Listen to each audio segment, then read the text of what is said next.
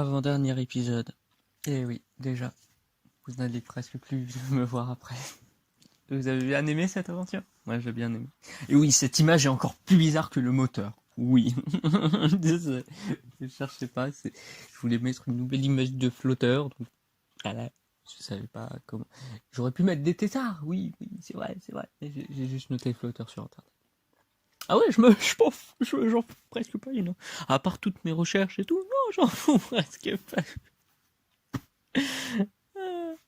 En tout cas, du coup, aujourd'hui, je vais vous parler de comment nagent justement ces têtards apparemment dans le corps.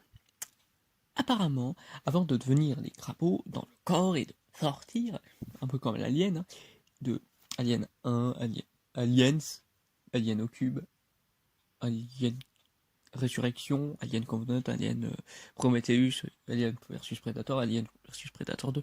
Ok, j'arrête, j'ai pas fait toute la liste dans l'ordre, etc. Mais donc j'arrête, promis. Bon, en tout cas, du coup, le truc, c'est que apparemment, ils iraient partout dans le corps. C'est comme ça qu'on expliquerait que probablement il peut y avoir même des gens qui ont eu la peste blanche sans le savoir et que on n'a pas réussi à en voir une épidémie parce que ça peut faire des micro-trous et d'avoir tué d'une manière qu'on ne sait pas, que c'est inexpliqué.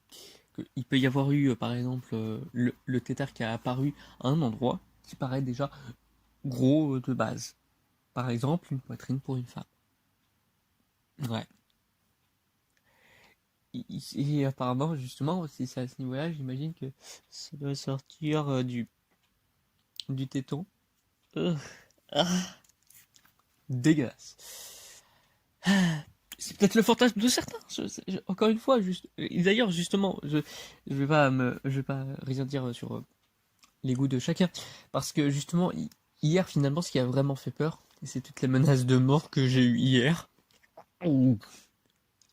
C'est ah ouais, c'est chaud quand même. Je m'attendais pas à ça, quoi. Bah bon, ok, super. On va crever ou des trucs comme ça. C'est eux finalement les vrais coyotes. Mais bon, je dois faire avec, j'imagine. Mais bon, en tout cas, du coup, dans les trucs à savoir aussi, c'est que du coup, oui, ça paraît glauque, dégueulasse, inexpliqué et tout, mais oui, ces nanotétards flottent dans tout votre corps, si vous l'avez. Et donc, j'imagine, c'est encore dégueulasse, attention, mais ça serait possible peut-être de les voir dans le corps, que tu les vois bouger. Et donc, que tu le sais que tu en as. Et que du coup, c'est ça qui poserait beaucoup de problèmes, c'est que comment on va du coup l'arrêter? Si quelqu'un, un jour, on remarque qu'il l'a, qu'on le voit, le tétard et tout, grandir et avancer dans son corps, comment on lui retire? Si à peine on est proche de lui, on est contaminé, et qu'on a d'autres tétards, et que aussi, s'il bouge beaucoup, comment on peut le retirer? C'est horrible. Pensez-y. C'est pour ça qu'encore une fois, je le dis, c'est hyper destructeur. Et dites-vous encore une fois que tout ça, c'est à cause de Jack Porte-à-Porte. Enfin, probablement, très probablement même. Mais bon. En tout cas, du coup, parlons d'un repos final avec un oreiller. Allez, transition pour le dernier jour et peut-être pour d'autres choses. Allez, tchuss!